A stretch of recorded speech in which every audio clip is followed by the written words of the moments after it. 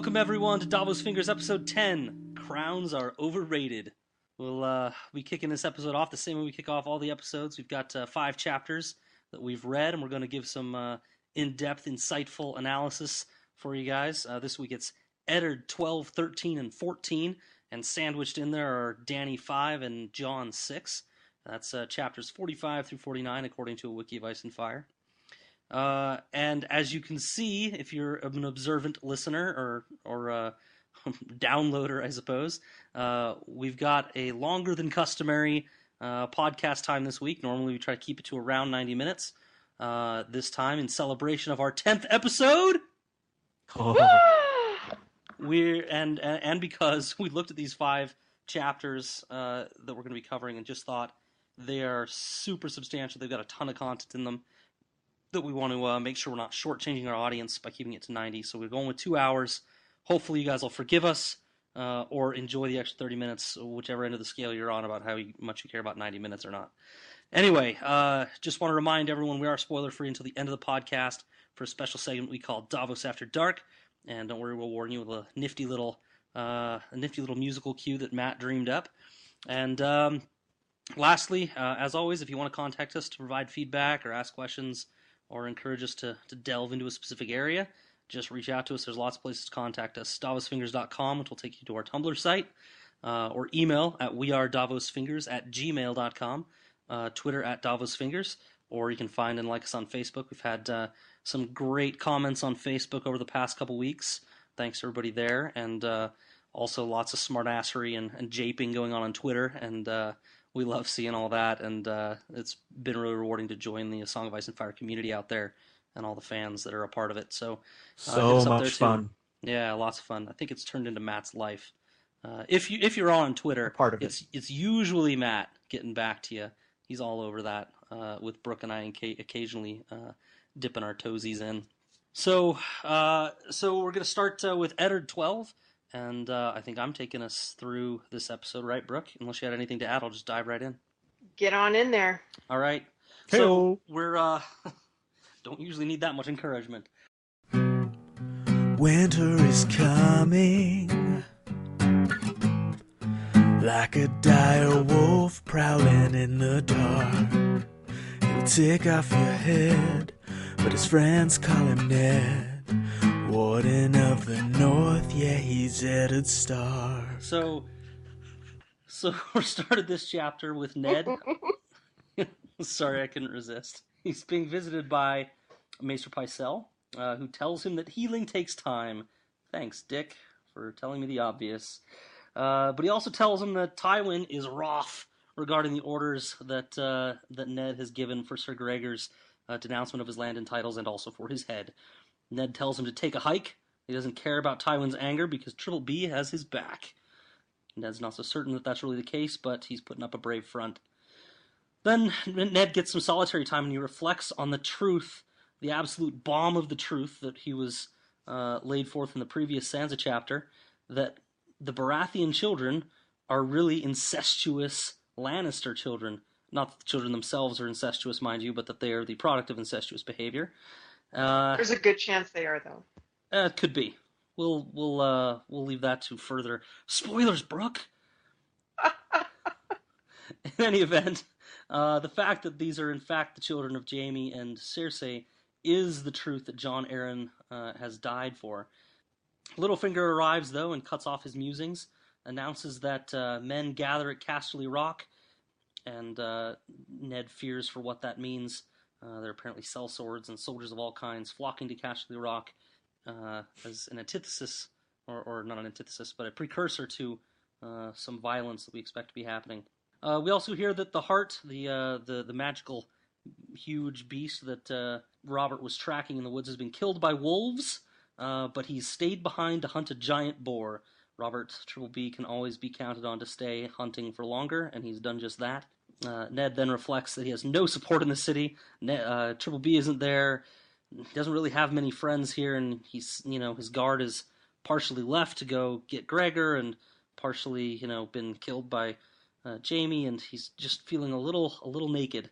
He also starts thinking about how he can break the news of Robert's children not being his children, and avoid a bloodbath. He notes that Triple B has pardoned some in the past, the Barristan Selmy being one of several, but that this is really another level of treachery. This deceit goes much deeper than that. So Ned decides he's going to go to the Godswood, and he invites the Queen, Cersei, to come to him, and she does. She does so dressed in leather boots, hunting greens, a brown cloak, and a nasty bruise from when Robert savaged her in the last chapter, where we saw them all together. Cersei's confronted with the question about the children. She doesn't run from it. Jaime's her lover, all the kids are theirs, and they push Bran out the window. The trifecta of truth comes out. She also lets out that she took great pains to never get with child with Robert, and that it did happen once and she had to take care of it, which is not a nice fact to hear. She and Ned just takes a minute and he asks, what happened? Like, Robert was very much a kingly man at one time. What happened to ruin this? And she reveals that the night of their wedding feast was the day she turned to him because, stinking of wine, and inside of her, he whispered the name Lyanna. And that would be a deal breaker for many. In any event, Cersei offers a deal. They bury the hatchet with, what I presume to be a sexual offer, and he sits on the truth of the children. Ned offers her in response, instead of agreeing to her deal, a chance to flee with her family before Triple B returns. Tells her to go across the sea and never come back. That she can't run far enough from Robert's wrath, then she better get going now. She tells Ned that he should have taken the throne when he had the chance, and that when you play the Game of Thrones, you win or you die. And then she leaves him there. And that is the end of the chapter. And I'd like to start off, Brooke, if we could, about Robert and his reaction to this news and what we think his reaction would be. Do you have any other place to go instead? No, I think that's a great place to start because that's certainly what's hanging in the balance here. Though I will say, Cersei not easily threatened, and also handled the whole confession thing about the origins of her children and murdering or attempting to murder Bran, really casually. Yeah. She's like, yeah. Yeah, they're Jaime's, of course they are, dummy. Well, maybe I'm the only villain here of the three of us, but have you ever had some truth or something that you're not proud of that people don't know about, or something that you don't want to talk to about people, but you just know eventually you're going to have to fess up to it or admit it or apologize for it, and it's gotten to you enough that you've actually had the conversation in your head a few times? I wonder if Cersei has practiced this, even her reactions in the mirror, dozens of times. That this is going to come up eventually, and I better be ready and handle it the right way. You know what? I think you might be onto something there, and it's backed up by the evidence you pointed out of how she dressed when she came to this meeting. Yeah. Every other time that we've seen her or heard her described in the books, she's been very elegantly and ostentatiously made up. Lots of jewels, big gowns, lots of colors, lots of Lannister pride. And here she comes to see Ned, very muted colors, I'm not sure it's casual clothing, but probably clothing that would more appeal to a less sophisticated Northern Lord in her eyes. Yeah. She's like Ann Perkins from Parks and Rec, how she always dresses like the guy she's dating. Yeah, exactly. Yes, that's exactly it. So she knew that that Ned knew the truth. She knew that she would, fess up to it because she's already come well to terms with the whole who her children are from deal. And 3, that she might have to use, her sexuality as some sort of leverage or bribe to get Ned to be quiet. And so she went to lengths to make sure that could actually be used as a negotiating tool. And it worked.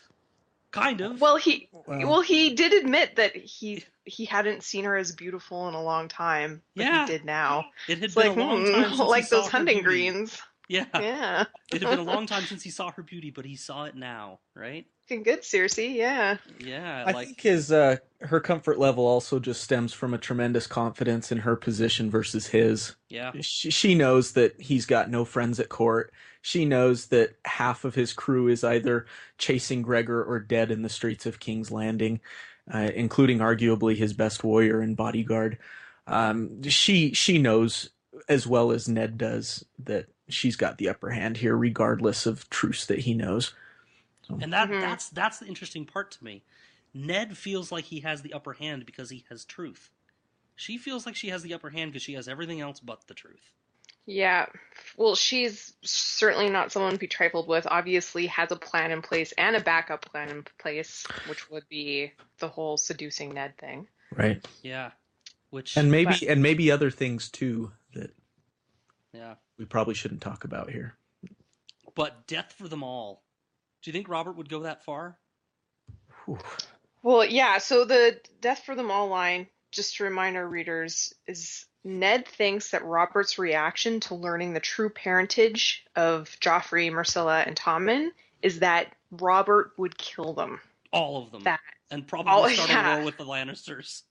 Yeah, kill Cersei and Jaime too, and whatever other Lannisters were lurking around King's Landing. And I would say that this is an overreaction. What do you guys think? From Ned? Yeah. You mean Ned thinking that Robert would go that far? Yes. I think Ned's kind of coming from a place of just sitting in that council meeting where Robert just wants Daenerys Targaryen dead no matter what. He knows that Robert, his reign is spoiled to Eddard in part because of the 2 dead Targaryen children who were killed during the sack of King's Landing. He knows that children will sometimes die whether Robert approves of it or not. But is he overreacting? I tend to think that maybe he is a little bit too, but I just don't know. That's maybe what makes Baratheon such a deep character, is that you just don't know what he's going to do at any given moment. If history tells us anything about Robert, he might kill them immediately, and then go back and be like, "Oh, yeah, I overreacted." Mm-hmm. You know what I mean? Like, he just seems like he is a act now, think later kind of guy, and frequently realizes that his action was not the right thing. And I think he would kill them all. I don't know if it'd go as far as war, like I said, because that's more a carefully considered action. But yeah, I don't know what else. Well, I guess I'll put the question back to you, Brooke. What's the alternative?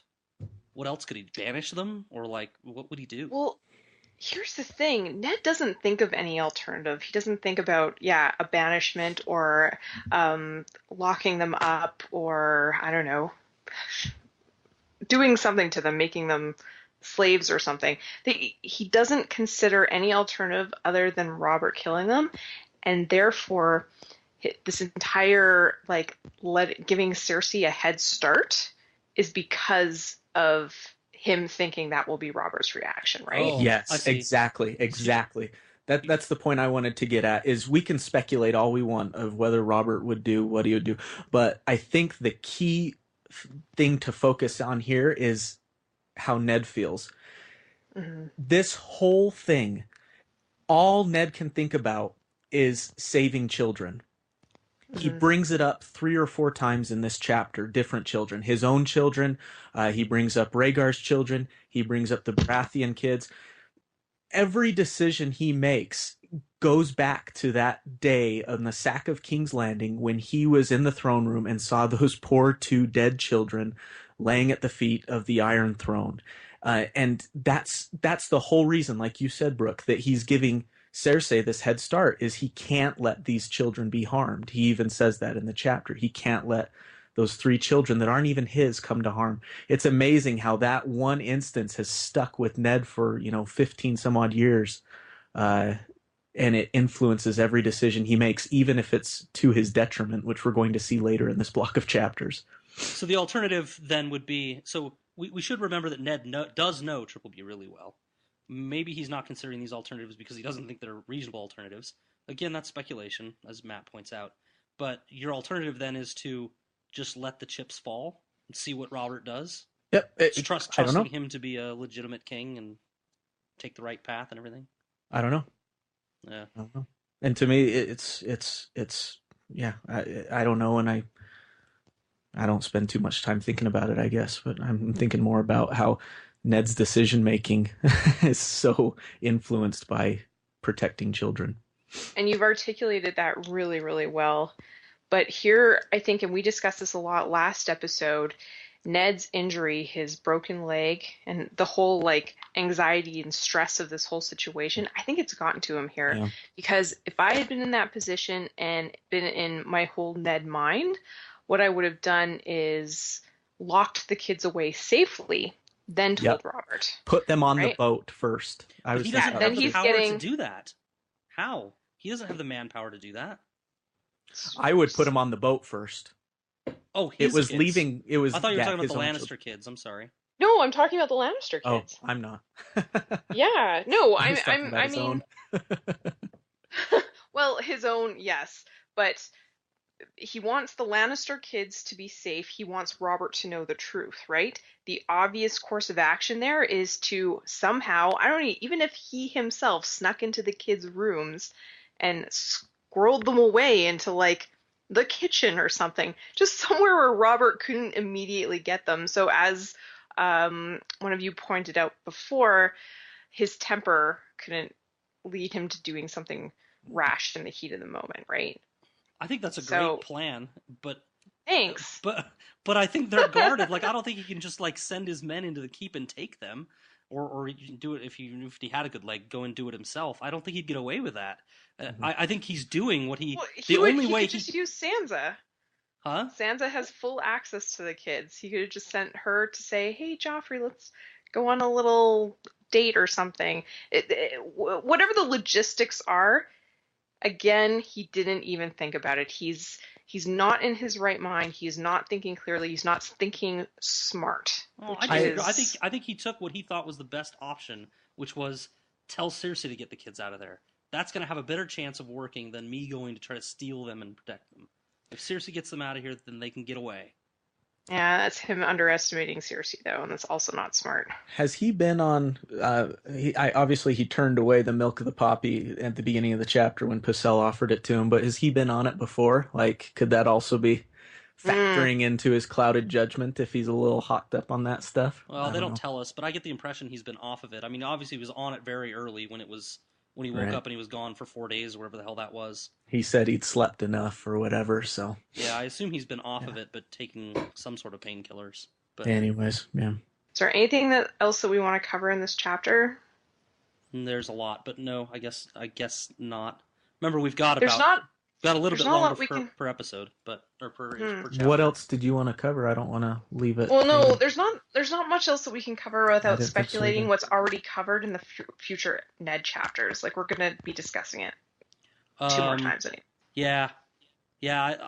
I like my little anecdote about Pycelle being a little office bitch, but all right, I'll just do it real quick. He's that guy at your place of work that always reminds everyone how right they were on the off time that they get something right, and you just pray that they'll never ever be right because you know you'll never hear the fucking end of it because they'll just bring it up over and over and over again. Remember that time when I warned you that Tywin would be angry about your order to kill Gregor? Well, I was right. Like, just never shut up about it. Because when Pycelle is wrong, he's very wrong. So he needs to talk up his victories. Like, he was the one that told Aerys to go ahead and open the gates to the Lannisters during the sack of King's Landing. He's like, go ahead, open your gates. Well, Tywin is your buddy. Wrong or working for the Lannisters? Yeah, it could go either way. But either way, it goes down as a wrong. Yes, bad advice. Yeah. All right, sorry. His advice ledger. Who is the guy who's always right at your workplace? Me. It's Matt. Matt never shuts up about it either. Such a smug dude. All right. Anything else? No, let's move on. All right, Matt, taking on the Daenerys chapter. Silver hair and purple eyes, always on the go. Kicking it with the sun and stars, call him Khal Drogo. She know just where she gotta go and won't be tarrying. Look out, Westeros, here comes Daenerys Targaryen. So we start out on a lovely scene Dany's at a Dothraki ceremony where she has been tasked with eating the heart of a freshly slaughtered wild stallion. And this heart has not been, thrown on the grill or anything like that. It is a raw heart. The Dothraki tradition is for mothers to eat this raw heart while the baby's in the womb. And the idea is if the mother is able to eat the whole heart without gagging or throwing it up or anything like that, the child will be strong, swift, and fearless. Whereas if she does spew up some of the heart, it will be kind of a weak kid. If you're gonna spew into this. In a moment that I just could hear Brooke groaning clear from Canada, it said the child might be stillborn or come forth weak, deformed, or female. So. It's the worst. I can hear it too. Yeah. Anyways, groans do that. Mm-hmm. She manages to eat the whole heart. She'd been practicing for a couple days. She'd been eating like blood soup or something like that, and then kind of starving herself, so she was just hungry. But she manages to choke it all down, and everyone's very pleased. Khal Drogo's proud of her, and the Dosh Khaleen, meanwhile, begin prophesying about her son. Now, remember, the Dosh Khaleen are these kind of old crones. They're former Khaleesi's, or former wives of Khals.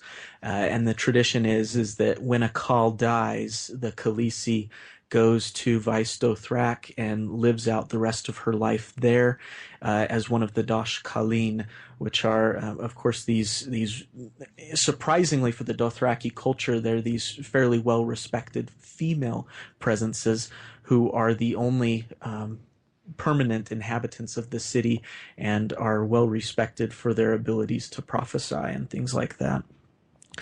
But they come and say that Dany's child will fill a role which has been prophesied about for generations and centuries by the Dothraki.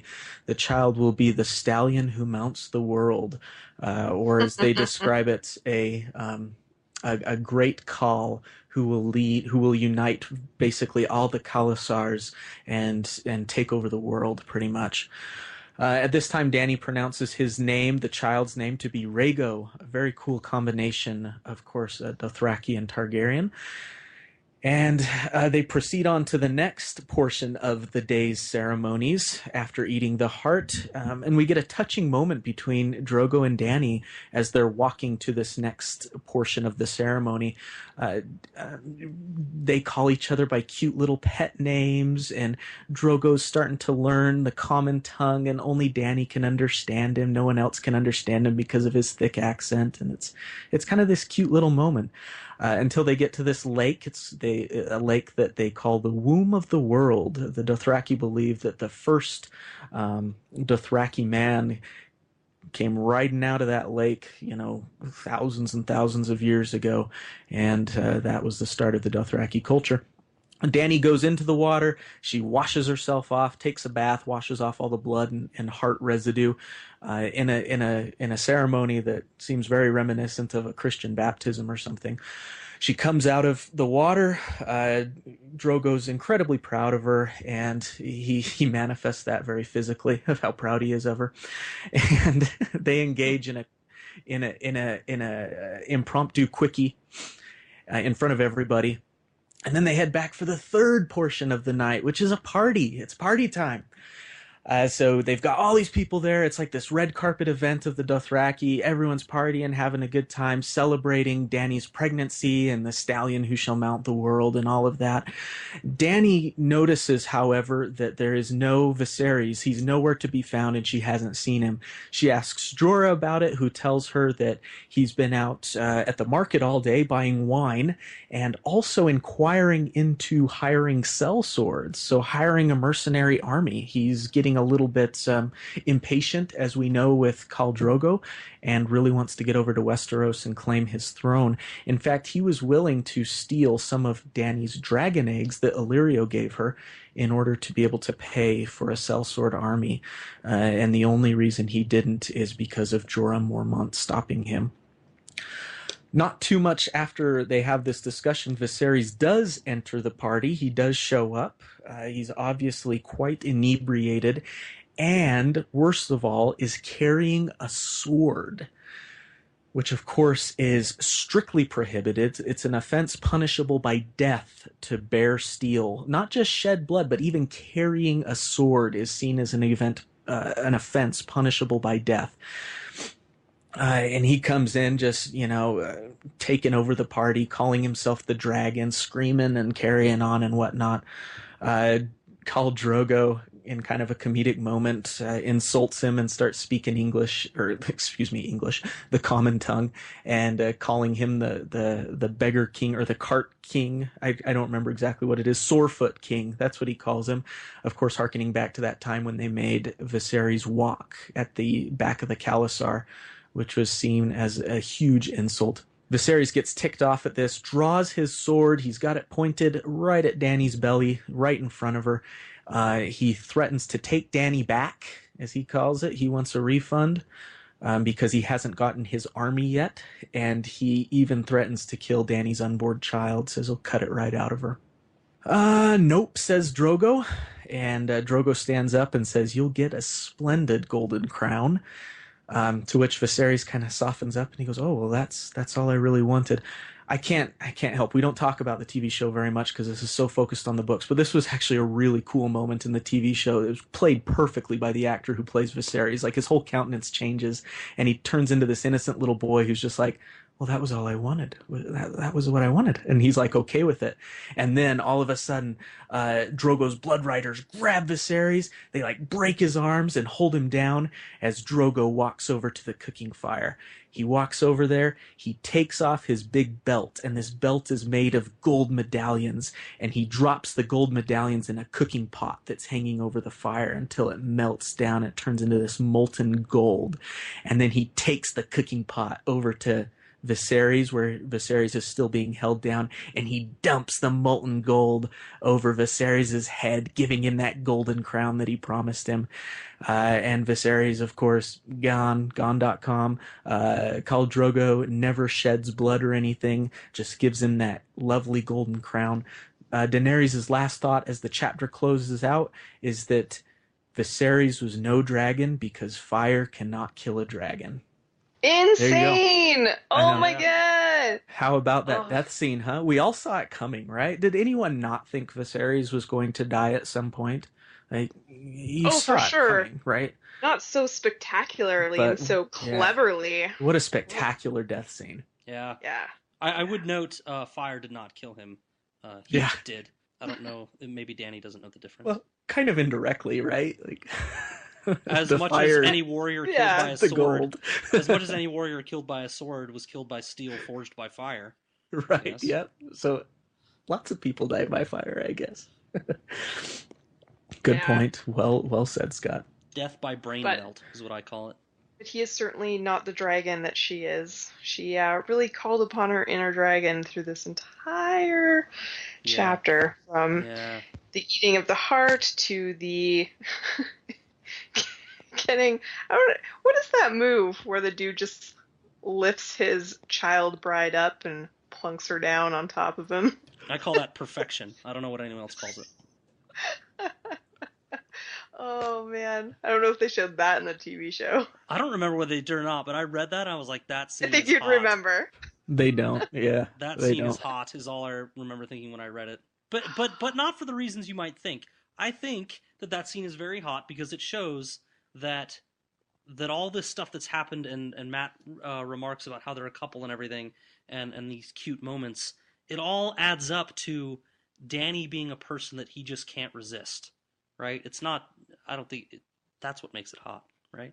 Oh no, for sure. I'm certainly not arguing that it isn't hot. It's totally hot. Her age sticks with me, and this emphasizes it. I just have to put a block on it. I just have to. Otherwise, it's too much. Yeah. I would note, Matt, you said you were talking about this sweet moment where they're walking and talking about Rhaego, the name and everything, and how cute it was. Until you remember that at this point, she's still covered in blood everywhere. She's got like horse heart stuff stuck in her teeth, having this conversation with Drogo as they walk the lake. So badass. That's a turn on for Drogo, I think. Yeah, maybe. Yeah. But I thought that was never. It's unprecedented in the Dothraki culture to have the type of relationship that Khal Drogo and Dany are developing, and I think it's really cool. So, it's quite tender. Yeah, we don't know of any. At least develops some Dugs, and then it's off to the sacred city for her. Yeah, thanks for using the word Dugs. My heavens, George. I looked it up to see if it was a real word. He made it up. Did he really? But we all know we all knew right away what he was referring to. I swear I've heard that word before. I would have sworn too. But it seems like it's like pertains to animals or something. Something? I don't know. Oh no, wait. Doug, no, I just looked it up again. Doug, not Doug's, is the udder, teat, or nipple of a female animal. Never mind. I take it back. I want to mislead our audience. Everybody's getting a nice language lesson tonight in addition to our in-depth analysis. So. Well, I know of a writer who's been using his thesaurus. Yeah. Yes, George. Digging deep. Digging deep. Tip for you, gentlemen listening. Don't use this word. Don't use it. Ever. Unless you're on a farm and using it in a way that applies. Yeah. Honey, take hold of that Doug. Shoot it straight in my mouth. If you're talking to the cow. Well. Stallion that mounts the world. Talk about imagery. I just imagine this big horse like humping a globe. Well, it's definitely not like the horse is riding the world, right? It's definitely the horse is steering the world. Yeah. So I just took it. You guys, I didn't read into it at all like what you guys did in the notes, but I just thought stallion that mounts the world, like the stallion that controls that when you mount a stallion, you are its owner. You kind of take ownership of it, and you control it. You control where it goes. But the stallion's doing the mounting. Yeah, I think it's just because it goes to your point. It's just a language thing. They revere stallions in their culture, right. So it's just a literary reference of him as a horse because that's the beast that when they he revere. does mount, that is exercising a certain amount of authority, perhaps. So. I think if they meant it any other way, they would have used the literal translation. Like, the stallion that controls the world. The stallion that authoritates the world. The literal translation from a Dothraki language that doesn't exist? Why did they use the literal translation? I'm just saying that if they didn't mean the stallion that fucks the world over, then they would have said something else. I mean, I've thought about this deeply, even to the point of, because it's like this Khalasar that's going to take over the world. He mounts the world. I can't believe I'm saying this. He spreads his seed throughout the world. Wow. Right? Oh, wow. Just a flood of it. Goodness gracious, we've gotten filthy. Oh, it's not filthy. Yeah. But I was, I gave this some thought. I didn't think of those verbs at all. I just thought it way more figuratively, and you guys put way more thought into it than I did. Yep, I did. Anyways, it's a very compelling title for sure. I just want to beat our audience to death with it.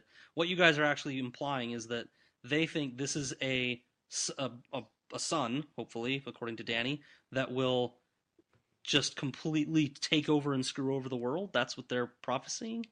Well, it's gonna unite the Tsars, and take them and take over the world. Yeah, it is. Yeah, it's exactly that. They do believe he'll take over the world. But that means differently than screws over the world. Wouldn't they in that case? Wouldn't they use the term like just like you said, unite the world? Hence my confusion. And maybe it goes back to the language comment that you guys made, is that maybe that those types of verbs just simply don't exist in Dothraki. What's the other phrase that Jorah Mormont said doesn't exist in Dothraki? Like, I'm sorry? I think it's I'm sorry. Well, they talk about paying for things versus gifts, and right.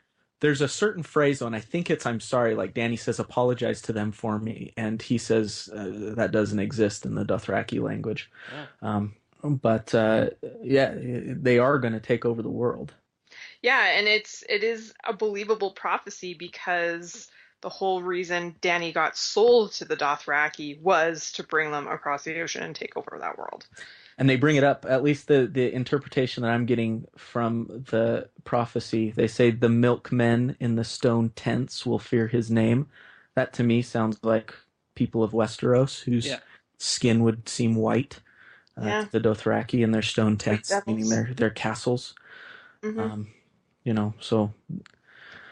Yeah, for sure. I don't think the Dothraki are so savage that they don't have an awareness of other cultures. Mm-hmm. I think that's settled. And aren't aware that they could be a legitimate threat to other cultures. So it's exciting. What kind of track record does the Dosh Khaleen have of being right with their prophecies? Do we have any sort of precedence? Like, what's their win-loss record when it comes to getting prophecies right? Well, I don't think they've told us, but it seems like they wouldn't keep listening if they weren't right occasionally. Huh. True enough. I also don't know if they cast this die very frequently. How often have they proclaimed a stallion who mounts the world and been like, oh, well. Do they do it to everyone? Because they hope for better donations if they pronounce that? Like, every time somebody comes through, the stallion that mounts the world. I don't know if they're so revered, I don't know if there's a penalty for being wrong, right? Sounds like there isn't. No.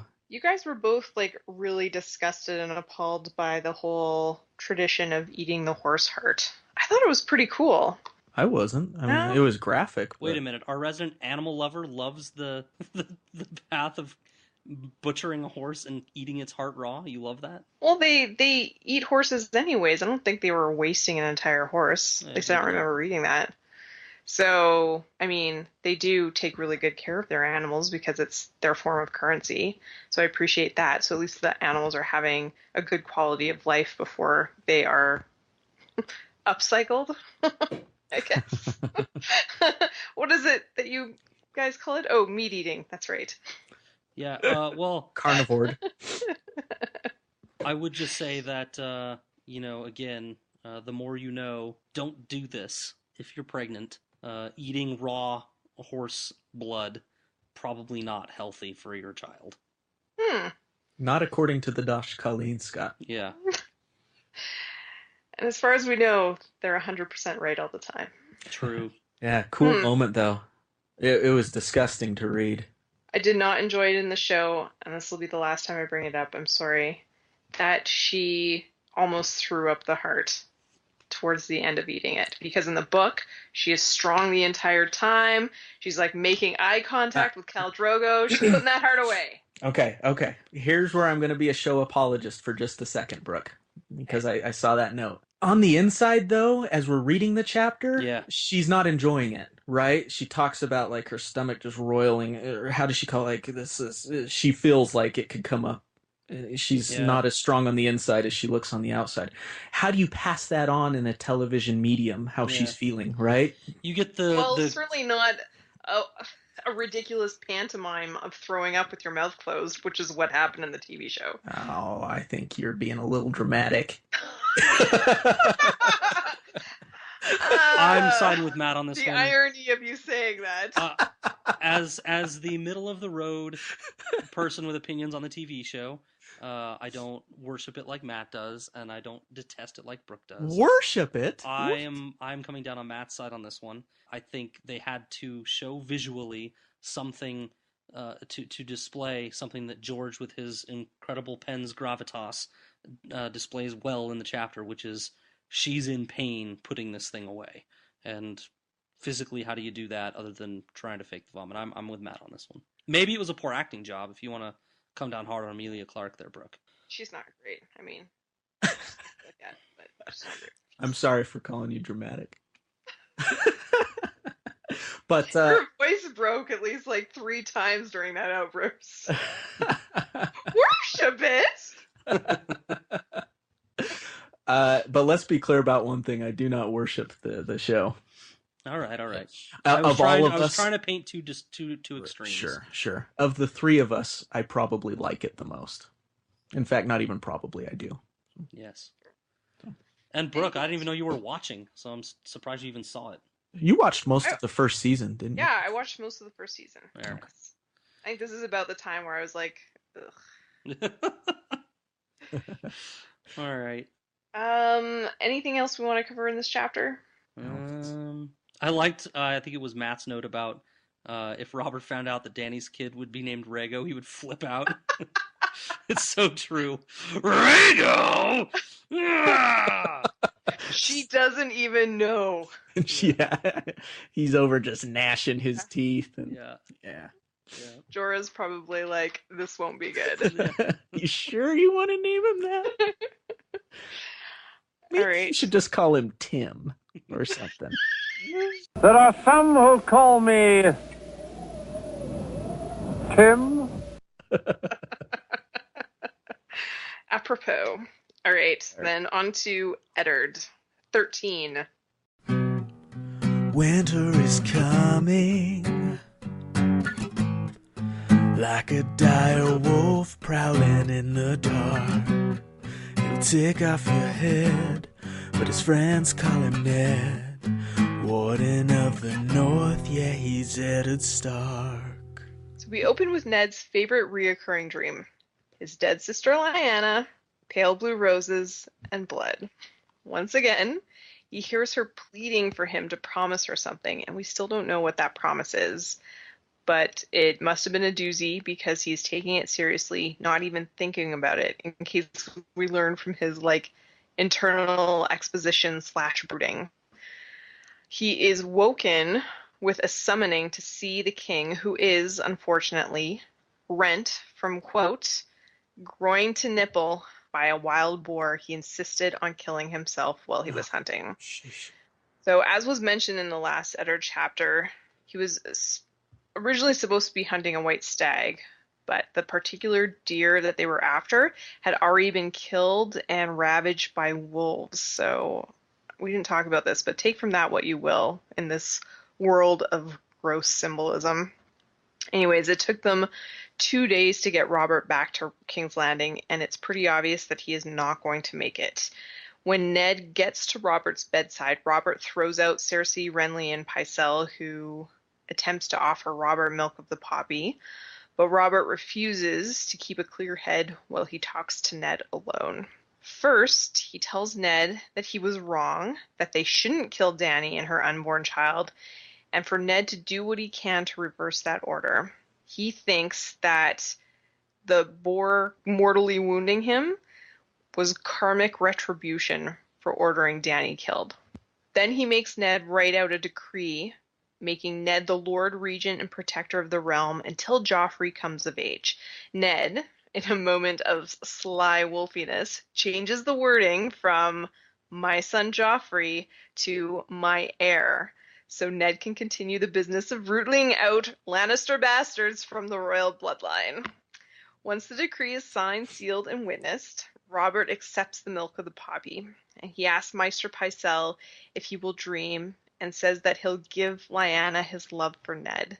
He also asks Ned to take care of his children for him. And note, he doesn't ask to see his kids. He's just dumping the responsibility on Ned like he's dumping the kingdom. And Ned promises to guard them like his own, but is thinking of all the little Barra bastards when he says it. So now Ned turns to the Kingsguard and is like, what the shit, guys? Apparently, Robert got sloppier drunk than usual. And what do you know? It was his Lannister squire, cousin of Cersei, young Lancel, who kept him that way. So kept him with a wineskin in his hand, constantly drunk throughout the whole hunt. Okay, this is getting a little long, so I'll just tie it up. Ned leaves Robert to his milk of the poppy Lyanna dreams, and Renly stops Ned on his way back to his rooms, where Ned is going to go right Stannis about his sweet new gig as king because it's pretty obvious that Robert isn't going to make it. And Renly's like, dude, now is the time to separate Cersei from her children if you want any hope of saving this kingdom. But Ned brushes him off, saying that it's too soon and he doesn't want to cause a fuss by rounding up kids in the dead of night. So he gets back to his room, he writes a letter to Stannis, he calls Littlefinger to his chambers, and Littlefinger gives him the exact same advice that Renly gave him. Joffrey is king now officially, make the best of the bad situation, get him away from Cersei, and again Ned is like, nope, not honorable, and instead asks Littlefinger to pay off the city watch so Ned will have some manpower when he takes out the Lannister trash and brings in Stannis as the next heir. So Littlefinger agrees to pay off the city watch, names his price, and before the conversation ends, he says to Ned, and I'm going to read from the book here, you know why you summoned me here. You know what you want to ask me to do. You know it has to be done, but it's not honorable, so the words stick in your throat. And neither of them actually say what Ned wants Littlefinger to do. And I'm wondering, what is it? Is it to kill off the kids? Is it to, I don't know, put Ned on the throne? I have no idea. Do you guys have any idea? I always took it as paying off the city watch. Yeah, me too. Oh, really? I did not take that. I thought the whole paying off the city watch was a whole nother conversation. They're like, yep, no problem. Littlefinger's going to do it. No, I took it to be that was that last conversation where he's basically saying, you want me to do this. You don't want to ask because it's not honorable, but you want me to deliver the city watch for you so that we can complete this takeover. Yeah, okay, fair enough. Yeah. Maybe I'm looking into it too deep. Whatever the case, this wasn't an honorable thing for Ned to ask, but him changing the wording on Robert's written decree and lying to Robert about protecting his children, and furthermore, not telling Robert on his deathbed who his children were. What is this like crazy roller coaster ride of honorableness that Ned is riding right now? It's a razor thin line, isn't it? Sure is. He's really picking and choosing right now. Yeah, good point, both of you. And what's funny is the reason I always loved Eddard at the beginning was because of his moral stance on things, and now here I am cheering him on for doing the less moral or taking the less moral road. He was so uncompromising, and now he's just. And now he's either way, like you guys said, like he's uncompromising on some things, but not on the others. Again, the kids come up, and he's not compromising there. He says he'll not have children dragged out of their beds in the dead of night, which to me reminded me again of the Targaryen children being killed during the sack of King's Landing. He wasn't talking about them, of course, but the imagery was there for me. That's one thing he's still not willing to compromise on. Well, but through all of this, he's putting his own children in significant danger. Yeah, for sure. Which is what I was going after before when I incorrectly assumed what you guys were talking about, in saying that I think he should have put those girls on a boat well before he started bringing up all this stuff. So I want to go back to Ned a little bit and what you guys said in the previous Ned chapter about not assuming that Robert was going to kill the children, not assuming Robert was going to do anything. Let Robert act, right? He's almost like protecting Robert from something, right? Well, here he is on his deathbed, and again, Ned is protecting Robert from the truth, right? It's like, what is he afraid of? What is he? If anything, this should be a chance for Robert to right some wrongs, right? And Robert's actually taking that path. Robert is saying, okay, I'm wrong about the Targaryen girl. Try to undo it, right? Maybe this is a chance for Robert to undo some things that he needs to undo. Stop protecting him. He's the king. Like, let him do something, you know? Like, you have you it's not your job. Your job is to be honest with your friend. Oh, yeah. Robert even says, well, he's like sort of delirious and talking to Ned. Ned, You were the only one who stood up to me. You were right all along. I'm so glad you're going to be ruling the kingdom. You're the only one who can do it. Blah, blah, blah. And still, Ned did not take that opportunity. He's like betraying that last dying love that Robert has for him. Yeah. He even thinks that same thought that he's had before, which is the lies that we tell for love, right? And it's funny to think that it seems like the more Ned loves somebody, the more he lies to him. Oh, right? You're totally right. Like out of a sense of protection, right? Right. Yeah. But it's well intentioned, but certainly. it's still lies. Right. Like, tell him the truth. If you're not going to tell him now, when are you going to tell him? Never. So I don't know. I guess if it hasn't been made abundantly clear through this podcast, I'm an atheist.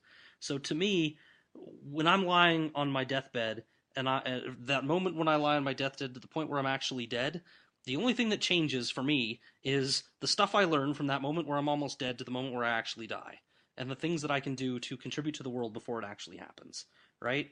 So in my brain, there's no letting him rest peacefully with the truth. There's nothing like that. There's no soul to rest, right? But I don't know, Matt. I guess I'm interested from somebody that has faith in the afterlife and things like that. Is that a rest easy? Like, you don't want to disturb his slumber with the truth? Let him go easy with? I mean, if I did believe in something like that, I would think like, well, as soon as I'm up there with my wings, I'm looking down and I'm seeing what's happening, and I see the truth anyway. What difference does it make whether he knows now or when he sees it as an angel up there? Like, right. That's the thought that I originally had was, if you believe in an afterlife, anything similar to the afterlife I believe in, he's going to pass on from this life to the next and know what Ned was lying about the whole time. Immediately. But so it doesn't help too much to sit and lie to him. I was very short-sighted, well-intentioned short-sightedness on Ned's part. He just wanted Robert to be reasonably comfortable in his dying moments, but and not be all pissed off. But then there's the question of, would he have been pissed off, or what would have happened? So. Let me just take it one step further. If anyone listening to this podcast is ever at my bedside when I'm about to pass, don't protect me from pain. I'm about to go through the worst experience a human can have, which is death. Just hit me with it. I can fucking take it. Will do, Captain. If Robert would have just said that before he died, maybe it would have been different. Yeah. Well, here's the thing. I think we can also contribute this to Ned's complete lack of urgency. And like anything, we see Renly being like, Ned, act now. We see Littlefinger, Ned, act now. We see Cersei. She actually disappeared from Robert's bedside to go and act. Well, Ned is all, I don't know, just not as motivated by that urgency. It all goes back to what I said before, and I'm sorry for beating this dead horse. It goes back to the kids. That's the reason he gives. He doesn't want to drag kids out of their bed and stuff like that. Yeah. Oh. It's so amazing how that one instance, going back clear to the sack of King's Landing, still influences Eddard to this day, even to his detriment. Yeah. No, you're totally right. You're not beating that. You're really bringing it to light. And you're right. It is really just his... Yeah, every action he's taken has been based on that experience. Okay, so you think him not telling Robert the truth on his deathbed about his kids is not about respecting Robert's last hours and letting him rest easy. It's about protecting the kids because you think Robert's going to fly off the handle and murder them? We'd moved on from that. I was talking about what we just said about Renly, him not acting when Renly came to him, not acting when Littlefinger came to him. Yeah, those instances. Yeah, on first reading, all that stuff from Ned seems measured. You're reading this, you're like, okay, good. He's taking his time. He's making sure to do the right thing. He's, reading through it multiple times. You're like, and maybe because it's, maybe it's because kind of what's happening now. But it's just like in this city, you need to move with a sense of urgency. And maybe he's not just not used to that in the slow north, right? Where things freeze before you take action. Yeah. Or like Cersei said, he is playing in the Game of Thrones. He doesn't want the throne. He doesn't want to win it. And so he's dead. Because there's only two things that can happen. You're on the throne or you're dead in that game. Yeah, according to Cersei anyway. But that applies to people that are playing it. He's not playing it. Right. Or at He's least, trying not to. yeah. Well, he's trying not to, but he has been sucked into it by becoming Lord Regent. Every time I So. think I'm out, they pull me back in. Yeah, he was going to leave on his ship. He's like, damn it! He had to go to that one errand with Littlefinger. Ruined Yeah. everything. And that was Godfather, I think, part 3.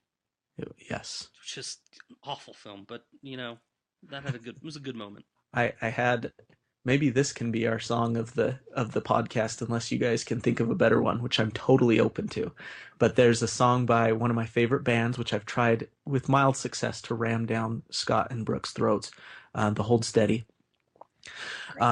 Yeah, and there's one song called "Soft in the Center," and it's got a great line in it. I actually had this song just playing in my head, like almost every Ned chapter that we read in this block. I had this song playing in my head, and there's one line where he says, "You can't tell people what they want to hear if you also want to tell the truth." You can't tell people what they want to hear if you also want to tell the truth. I'm just trying to tell the truth, kid. Oh, that's so fitting. Yeah, Yeah, it fits, for sure. That's Anyways. the song. That's the one. Yeah. For a 3 Ned chapter episode. Yeah, no kidding. Speaking of, is there anything else we want to cover here? I don't know. We didn't really get to the Renly stuff. Do we want to? No. Well, let's wait and chat about it in a future chapter. All right. All right, Scad, Jon, please. Well, we're going up north where the winter's cold and the icicles bloom like the bluest rose. We haven't met his mom, but we love his wolf. He's Jon Snow. So, Jon's ploy works. You remember the last Jon's chapter. Jon has gone to see Maester Aemon to try and get him to push Samwell Tarly in through to the Night's Watch, even though he's not quite, quote-unquote, ready. Well, this ploy works, and Sam Tarly is passed in to the Night's Watch, along with Jon and Pip and Gren and several others. And in this chapter, they all head over to the Sept after Sam has told the good news to Jon, and all the heads of the orders arrive. Mormont, the old bear, reminds them what the life of a crow is like. No wives, no sons, no titles, no names, no honor, no any of that stuff, right? They will all see. He's kind of giving them the layout of the day. It's almost like the guy at the beginning of a seminar that says, "This is what we're going to do today." Gives them the lay of the day, right? That's just good presentation skills. That's right. Good job, old bear. So they're going to say their vows together when night gathers, and this is your last chance to run. We'll talk a little bit more about that, too. Jon and Sam choose to say their oath to the old gods, and to do that, they have to journey beyond the wall. Then next, the boys are assigned to their jobs. So you may remember, I think Brooke laid it out reasonably well in a previous chapter. There are stewards, builders, and rangers. Rangers kind of have the most prestige, and usually they end up being the best fighters and horsemen and those kinds of things. And everything goes. Stewards are, of course, people that help with chopping wood and doing laundry and cooking meals and all those kinds of things. And builders take care of the wall, take care of the castles, try to keep things kept up. Anyway, everything goes according to expectation with the namings until Jon is named to the stewards and is flabbergasted, insulted, discombobulated, and any number of other adjectives you could probably think of. He's to this news, he's angry and sharp, demanding to know his duties, which will include fetching water for the old bear's bath, because they've told him that he's going to be Mormont's personal steward, his personal assistant, if you will. It'll be getting water for his bath, taking his letters, washing his small clothes, attending meetings. He's fuming, but Sam sets him straight and tells him, "Jon, you idiot, they're grooming you for command. You're not just going to wash his clothes, you're going to be with him in the meetings, you're going to know everything he knows, you're going to be his squire in battle, you're going to be right next to the leader of this whole thing." And Jon then just feels like an idiot. He feels ashamed, admits as much before they head off to take their vows. As they go, they've got to pass under the wall. It's the first view I think we have of under the wall, but there's basically a path, a tunnel, if you will, carved through the bottom of the wall that emerges out onto the other side. And then they have to go through the haunted forest about, I think it's about 1.5 miles. They have to walk to get to an enormous grove of weirwoods. Ghost has come along as well. He takes off as soon as they get into the open air from under the tunnel. Takes off to presumably go hunting. The group makes their way to the Grove of Werewoods.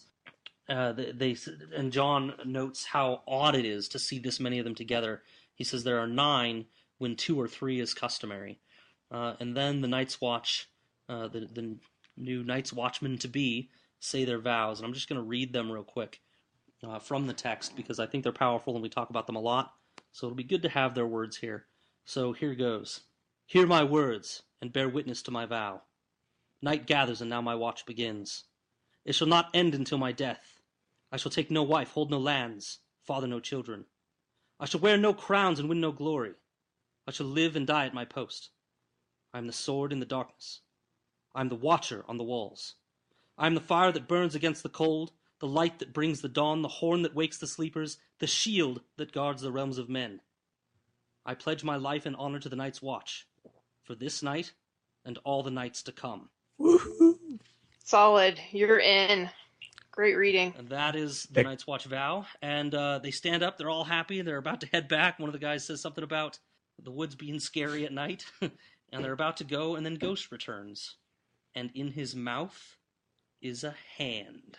And that is how the chapter ends. Wow.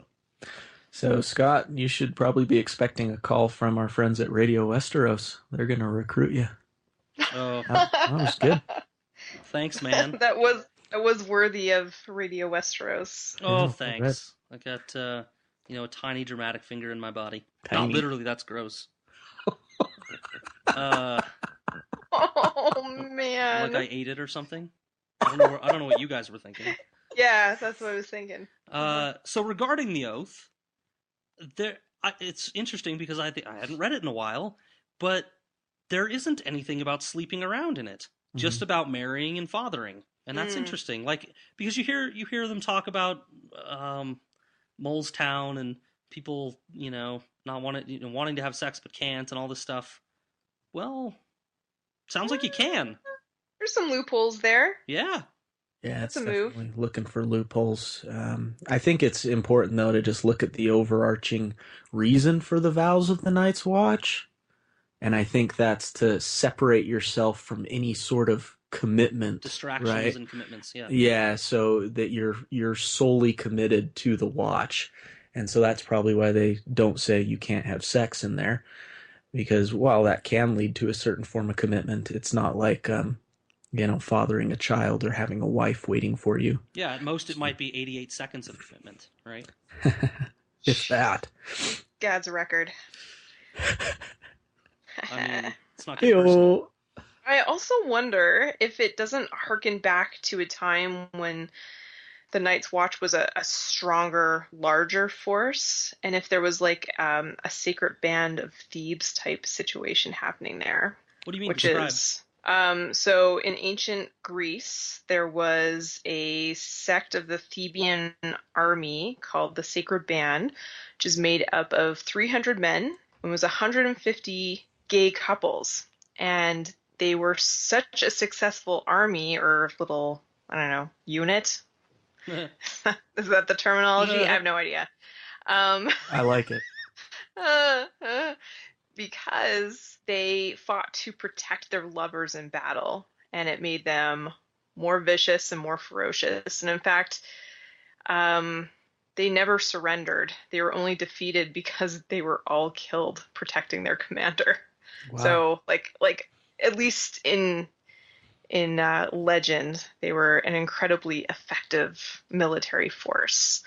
So I just wonder if the no sex thing is left out because if at any time that was the situation up there, because Lord knows there's no women up there being like, this is a great place to settle down, chilly, barren, full of brooding dudes in black. I love it. That's a really interesting thought and intriguing thought. So many directions we could go off of that, Brooke. I had a significantly more shallow thought as I was reading that chapter, but slightly related in that we don't hear a lot about any type of homosexual relationships going on the wall, which surprises me a little bit. I feel like it's probably happening. We're just not hearing about it. Not hearing about it. We are getting this. We are getting all of this. All of our whole look at the wall comes from Jon Snow's point of view. So yeah, it's very possible that he's just not seeing it. Yeah. Nobody's hitting on him. Mm-hmm. We know he's good looking. Why is I know Dawn why, hitting on except him? for Sam. Well, I don't want to get that too would political. Be adorable. But depending on Okay, on who you believe, somewhere between 5 and 13 or so % of the population of the world is homosexual. So yeah, you'd think some of that would be going on at the wall at some place. The question is whether the situation that you're talking about, Brooke, where there's women around, would result in more people coming to those affections, which is that's a way bigger nature nurture debate that I don't want to have on this podcast. But yeah, no, for sure. It's just something interesting to think about. I love as we all love the culture up on the wall, and I love thinking about it in its heyday, like when it was really strong. Yeah. And these vows really evoke what that feeling of loyalty and your calling must have been when you took those oaths when there was thousands of other men who were fighting for the same thing you were. Yeah, you can tell that the purpose of the watch was a lot more poignant back then. Yeah. These are all these guys who are signing up now are summer soldiers. They're not even soldiers. They're the dregs of society, essentially. Even the Lord Commander was like, you friggin' rapers and thieves. Yeah. Right. Which brings me to my point about one thing that Mormont says earlier in the chapter about, hey, if you want to go now before you say your vows. Most of these guys can't go anywhere, right? Right. They've been sent here as punishment or as an alternative to punishment for a crime they committed. Darian, I think in this chapter, as Jon's complaining about his life as a steward that's coming up, Darian reminds him, you know what? Screw you. This is the thing that didn't go your way. I had a woman bed me and then tell me that I would tell her father that I raped her. Like, how's that for bad luck? Screw you.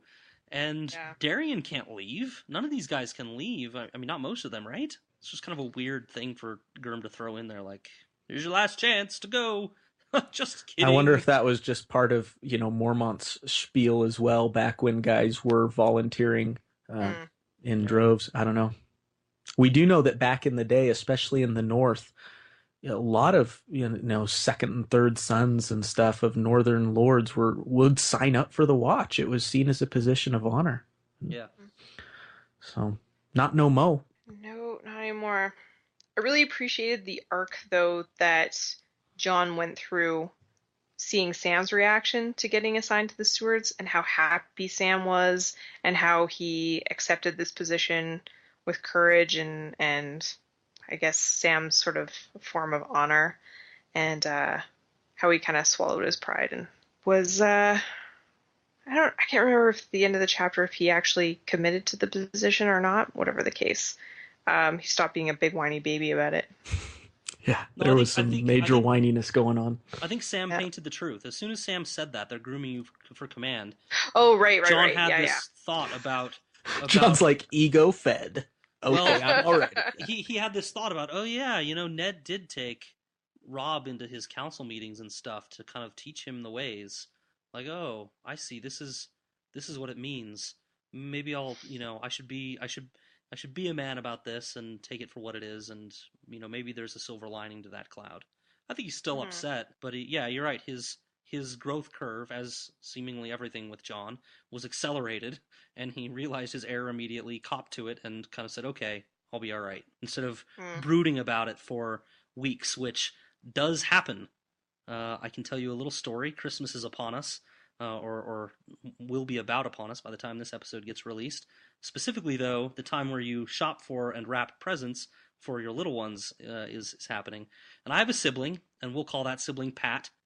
And Pat Who's that? It's Pat. Was convinced that Pat was going to get an electric keyboard for Christmas one year. So convinced that seeing an electric keyboard shaped package under the tree 2 weeks ahead of Christmas time or so, was convinced that that's what that package was, and didn't look at the tag or looked at the tag and was certain that it said Pat's name on it. But Christmas arrives, Pat goes to pick up the gift and starts to go unwrapping it, and Pat's mom says, that gift isn't for you, that's for Grandma. And Pat loses it, and Pat decides to have a sour disposition for the rest of Christmas. And Pat's family may or may not have this on video. And may or may not break it out occasionally.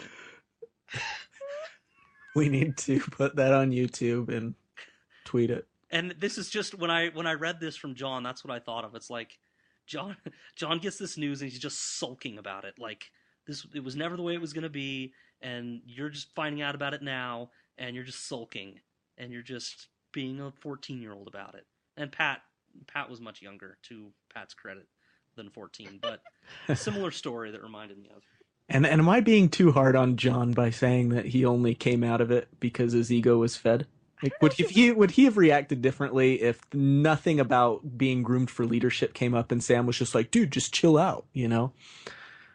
To be fair, he does have a certain measure of Stark arrogance. Yeah. However, he didn't get excited about the thought of leading the Night's Watch. I think he was just mollified by the fact that there was a good reason for him not being made a ranger. But you Fair. know what? It wasn't just one thing that pissed him off was he thought that Alistair Thorne had everything to do with it. And he thought that was just, yeah. So good point, Brooke. You know, he was mollified by the fact that maybe it wasn't Alistair with this personal vendetta against him. Yeah, that's part of it. But I think Jon does feel like he's special. You know, like, I don't know. Or he wants to be special. Well, I think he knows that he is. He sees how much better he is than some of these people at some of the skills taken to be a ranger. It's silly to be blind to it. I mean, it's like gosh, I don't know, Matt. I can't believe I'm gonna go the religious route, but you get callings in certain religions, right? Like, they ask you to perform certain things. This isn't just for your faith. My dad was called when in the religion I was raised in to help with finances of the church because he was in that field, and you know, it's a skill that fit him. If he was called to do something like count Bibles, you know, or something, like, maybe he'd have been like, oh, well, I don't really want to do that. That's not where I fit. Why don't you let me do this, which I'm much more suited for? I don't think it's that bad to note when something's a bad fit, or even to disagree with it. And I think Jon has a right to view the situation as it is truly, that he's better than a lot of these guys at these skills, and to feel hurt by it. I don't think it's wrong necessarily. What's wrong is letting it change his life and affect his disposition forever, right? Pat. I can buy that. Electric good keyboard. That brings up a good point, too, that we've talked about, but worth bringing up again, maybe just for a little bit. The Night's Watch, at least in my mind, of what I can think of in the world that at least we know of right now of Westeros, is probably the only organization where no matter what your past or what family you were born into, you can rise up to the highest ranks of leadership, potentially. Yeah. And that's pretty cool. Very cool. Yeah, it also might have, I don't know if it did, but Jon might have seen this as, they told me that I could rise up in the Night's Watch. Them not making me a ranger is proof that I'm still just a bastard to them. Right. Maybe he had a little bit of that. It doesn't say anything like that in the text, but maybe he's got a little bastard baggage dangling on for the ride. I think that's always there. Yeah. Anything else we want to cover about this chapter? Yeah, the white fur and red eyes, like the trees. So Ghost has white fur and red eyes, like the trees, the bark and tree leaves. Or what trees? Yeah, just a nice image. And then You rubbing my hands together. Can you hear that through the microphone? Yes. And then just the fact that Ghost found a fucking hand. A black Yeah, hand. let's not neglect to talk about how the chapter ended. Yeesh. Yes. Yeah. A black hand. And the last we heard about black body parts was in the prologue. Way back when. Months and months ago in our first episode. So Yeah. finally some action beyond the wall. Maybe this is just my complete aversion to horror films. I hate them. But the whole time I was expecting the others to attack them when they went out behind the wall to take their vows. I was so scared that I was going to turn the page and the others were going to be all over them. Well, if you're a sentient being, as the others appear to be, Seems like that would be a great place for an ambush every once in a while. Mm-hmm. They had to walk a significant distance from the wall. Yeah, I thought it was a mile and a half, but I didn't note it specifically. I think it was close to that. Maybe the trees were protection. Yeah, the old gods aren't going to take any others walking around. Okay to move on? Yeah. Yeah. All right. Okay, Matt, please take away the last Eddard chapter of this episode. Winter is coming, like a dire wolf prowling in the dark. He'll take off your head, but his friends call him Ned. Warden of the North, yeah, he's Eddard Stark. Okay. Eddard awakes one morning to the sound of hoofbeats. He finds out that the Lannister men are drilling right outside his window. He considers it maybe just Cersei flexing her muscles, essentially. He goes down to breakfast. Of course, Sansa is ticked at him because she can't say goodbye to Joffrey. Eddard's not even letting her communicate with him. But Arya, on the other hand, gets permission to go to one final dancing lesson with Syrio. Oh, Sansa's pissed as always. Ned gets no respect. I get no respect. Soon after, Pycelle arrives and informs Eddard that Robert has died, as everyone was expecting. So Ned immediately calls a meeting of the small council. They all arrive one by one. Baelish gives him a nice wink when he walks in, stating that he's taking care of what Ned needed him to take care of, which we all know is buying off the gold cloaks, or that's what we can assume. He also finds out that Renly is no longer present in King's Landing. He has left. He has fled the city. This troubles Ned a little bit. He was kind of hoping on maybe going back to Renly and asking for those 100 armed men that Renly had offered him earlier, or at least using them as a backup plan. Then Ned reveals to the small council that Robert had named him regent, and he asks for the council's support in upholding that regency. Of course, this being the regent would mean that he would effectively rule the kingdom. He would remain the hand of the king. Joffrey would be the king, but because Joffrey is so young, Ned would be entrusted to make all of the major decisions and effectively rule the kingdom and kind of tutor Joffrey until he's ready to take the reins. I think it's interesting that he did not get even a verbal commitment from anyone on the small council before they were called out to go meet with Joffrey in the throne room. They all go, and when they arrive, they find Joffrey seated upon the Iron Throne. He's surrounded by all the members of the King's Guard except for Selmy, who is with Ned, as being a member of the small council, and Jaime, who of course is no longer in the city. Cersei is also present next to her pride and joy, little Joffrey. Joff asks for all of the counselors, including Ned, to swear fealty to him. Ned then delivers them the letter that Robert had dictated to him, saying that he'd be the regent. Cersei reads it and promptly rips it up, saying that Joffrey's the king now, doesn't matter what the old king said. Screw you, Ned.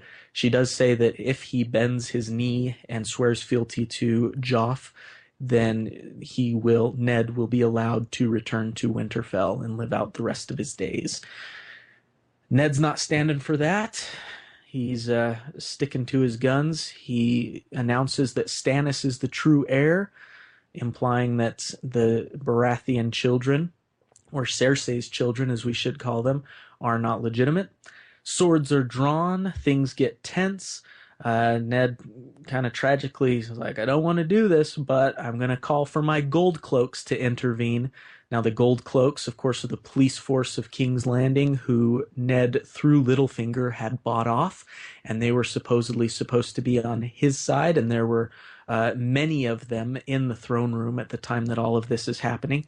So he calls for the gold cloaks to take the Lannister, Cersei, and the kids into custody while they work all this out.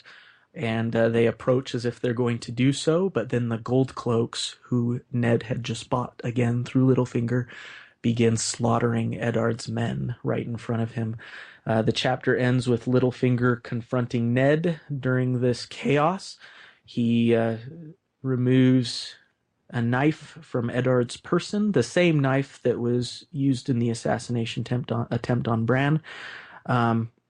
It says, as his men died around him, Littlefinger slid Ned's dagger from its sheath and shoved it up under his chin. His smile was apologetic.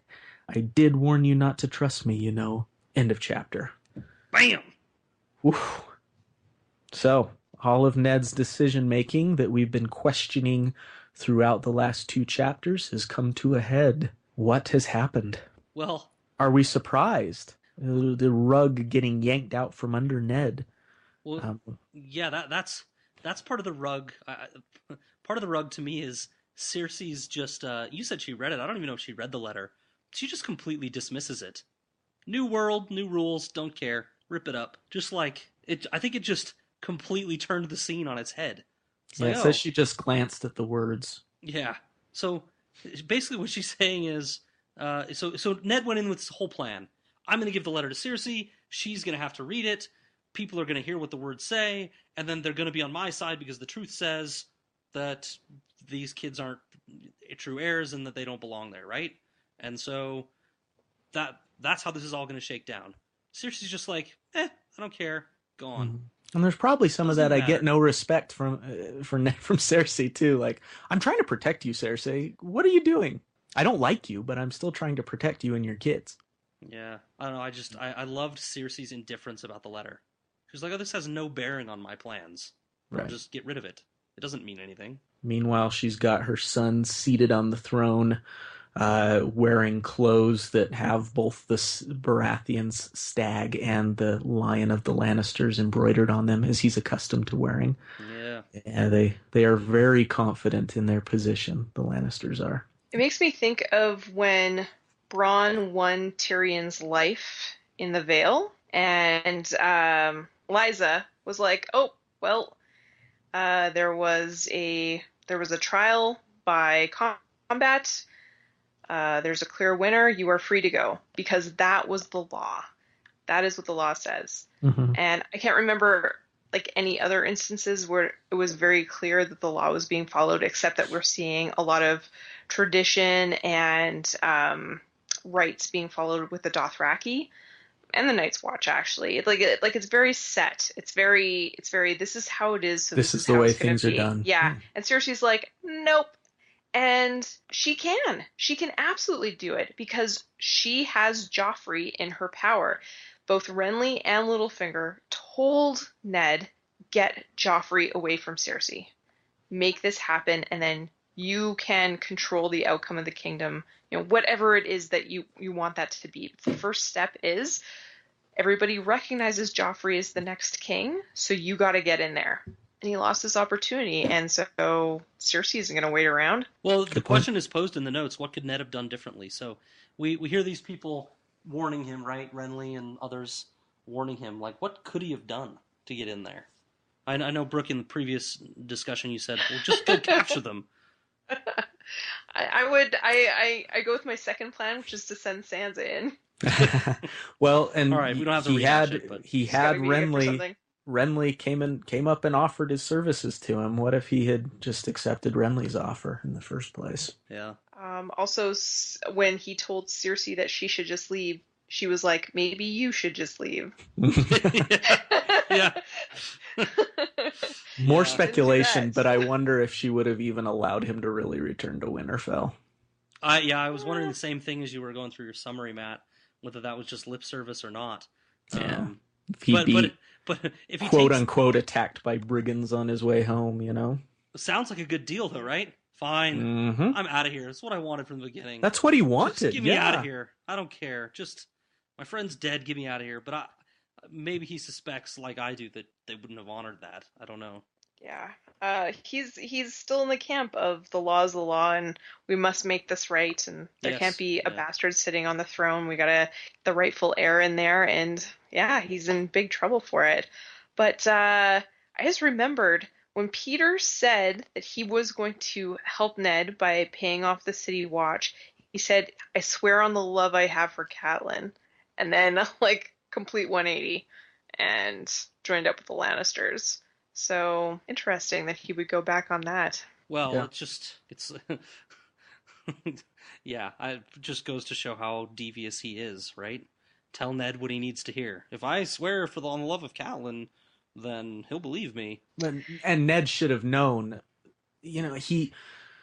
Peter already did something for the love of Catelyn once, remember? And it involved Starks, particularly Eddard's older brother. And Peter got the crap beaten out of him when he tried to do something for the love he had for Catelyn. He's not going to do it again. Like, he's not going to stick his neck out for Ned, or it's just not going to happen.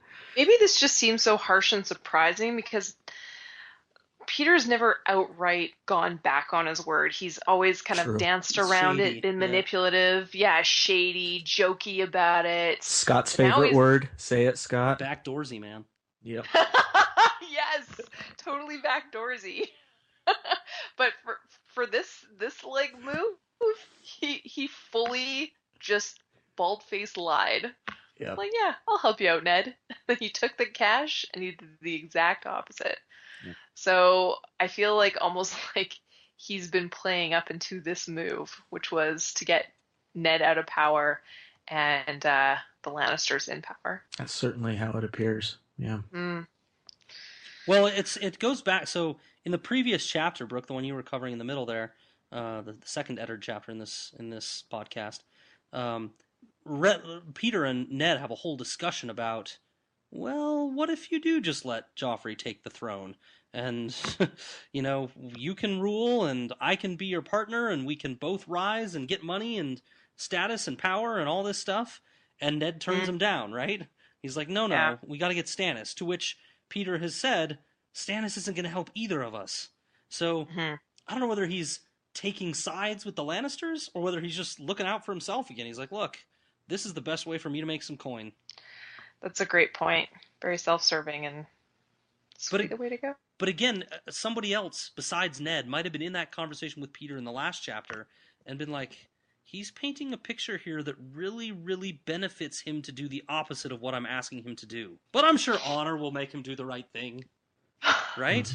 He loves my wife so much. Anybody else would have been like, I can't trust this guy. His benefit is in direct conflict with what I'm asking him to do. Yeah, I'm married to the woman that he is completely enchanted with even today. Oh yeah, and my big brother almost killed him once.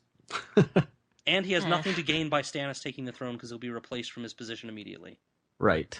Even if you forget all the old stuff, where is he going in his life that Stannis is going to help versus where he is now that he could help with the Lannisters? It doesn't add up. Yeah, I think, Matt, you put it well in the notes. Ned's downfall in the throne room is the same as always. He expects everyone to follow his code of honor. And that's just ludicrous. It's just completely unrealistic. This starkly, get what is starkly, demonstrates how few friends Ned has at court. He had no one to turn to except Littlefinger. He's not making sure that anyone capitalizes on his rule. He's not handing out tracts of land or great contracts or paying off bribes or anything like that. He's just like, honor will rule this land. It's going to be great. It's going to work out. Yeah.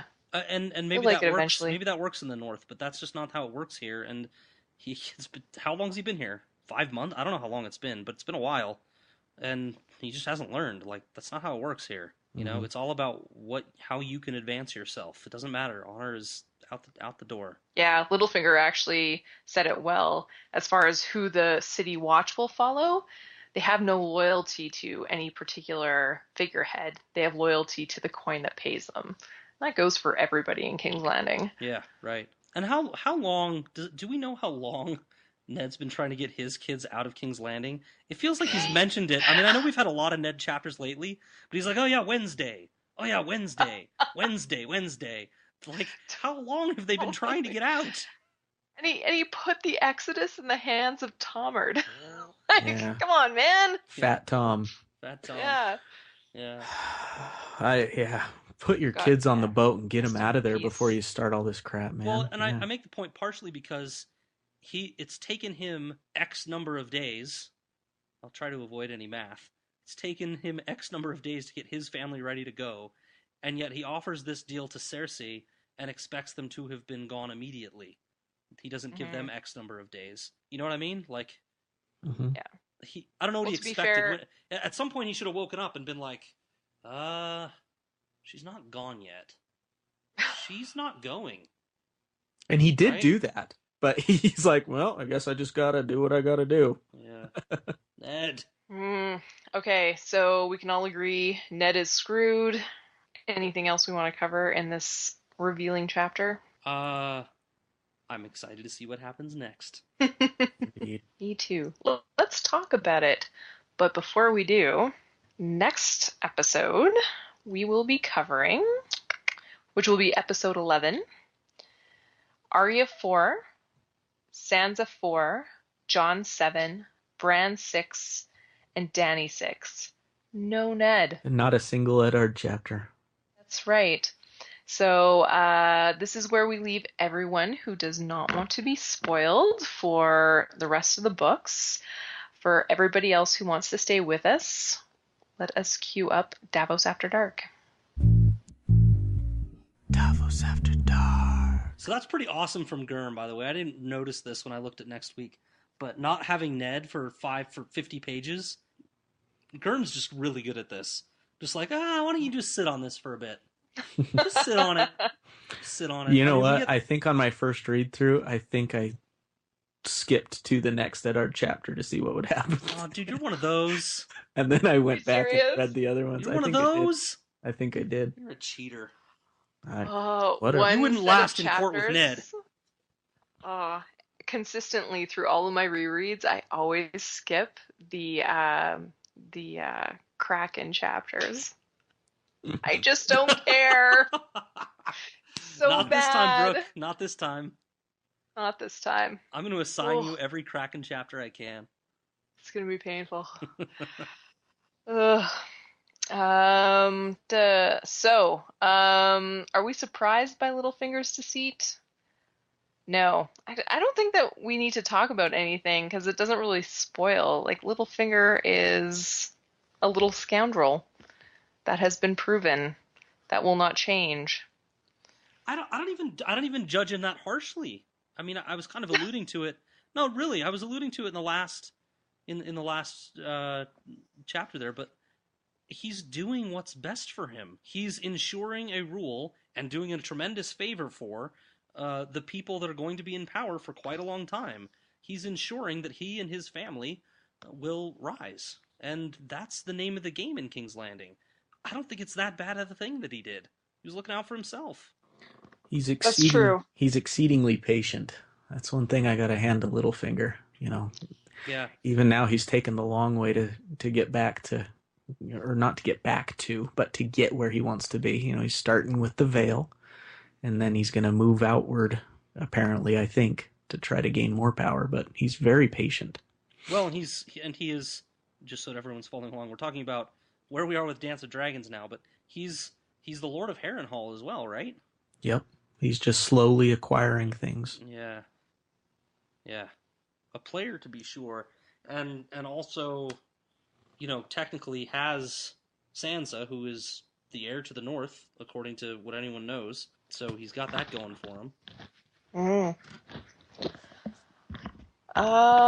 Yeah.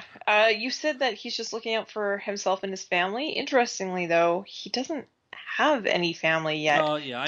I meant his name. Sorry. Okay. Yeah. Okay. Fair He enough. doesn't have any real family. I think he's got like we see it in a chapter later where they actually go to the Fingers on the way to the Eyrie.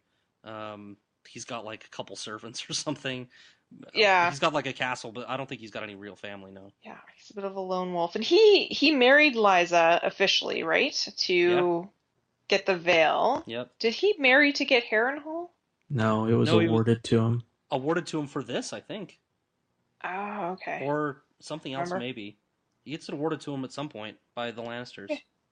It's just interesting that he hasn't used that card before, the marrying into power. Yeah. He's really worked for it for himself. Yeah. Just impressive. It's almost like a feminist move.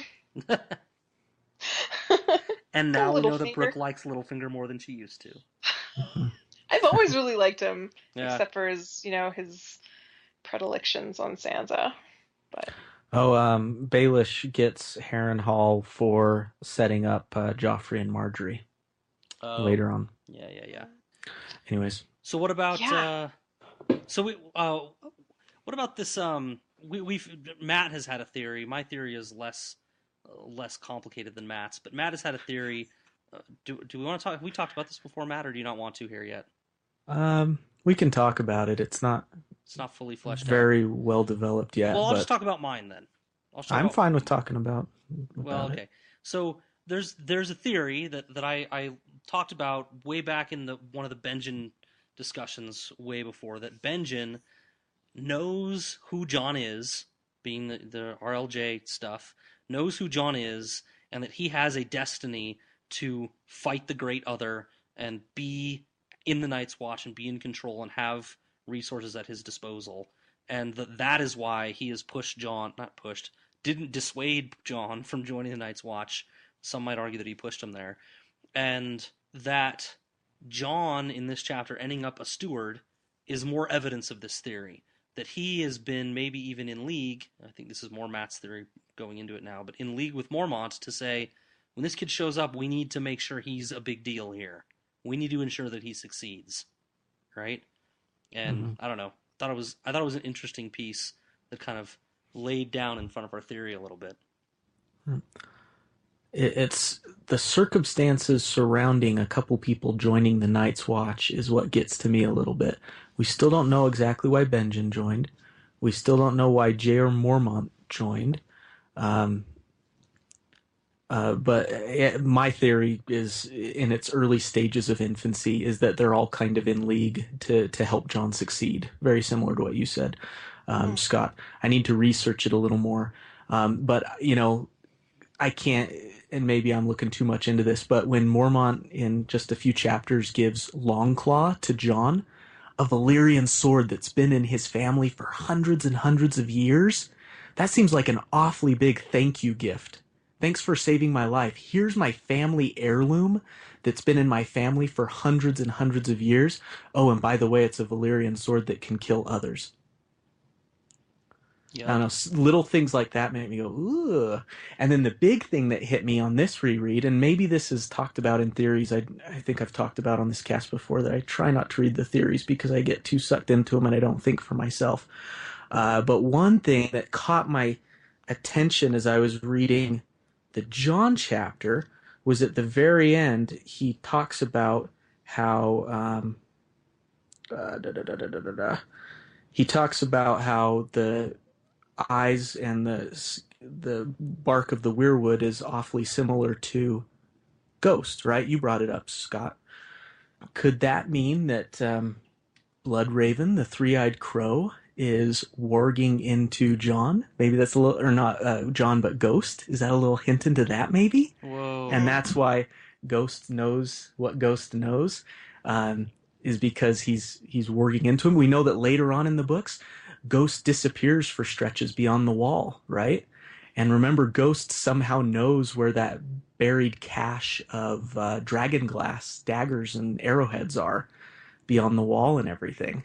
Something I'm going to explore a little bit more. That's research interesting now. Because... And so now I'm adding Bloodraven, Brynden Rivers, to this this crew of Mormont and Benjen Stark, this whole team of Team Jon guys that somehow know of Jon's potential and are trying to get him there. I really love this theory, and I love that you guys are coming up with original theories, because it's tough nowadays. It might not be original. It may not be. It could totally I be just out don't there. look into them. If somebody listening knows this theory exists, we're not trying to pass off something as our own that we've read. I haven't seen it. Maybe it's out there. Certainly let us know if you've seen it somewhere else. Yeah, for sure. I would just be interested to know if the purpose of preparing Jon is to make him into a leader or into a weapon. By making him a steward, you think that it might be making him into a leader, but maybe it's just positioning him closer to Mormont so he can be a more ready weapon. Sure. Could be. Just hard to say at this point. Could be, yeah. Yeah, I mean, yeah. I do think it's a certain sense of fast tracking him. Mm-hmm. Yeah. Whatever the case, he is definitely special for more reasons than just his teenage angst and his bastardness. Yeah. I continually get caught up with the wolf thing and why Jon's allowed to keep it in a place where everyone's supposed to be equal and have the same things. But to me, that's another point of like of the theory. Of the theory, it's just like he's special and he's given special treatment, and if you don't see it, then I don't know.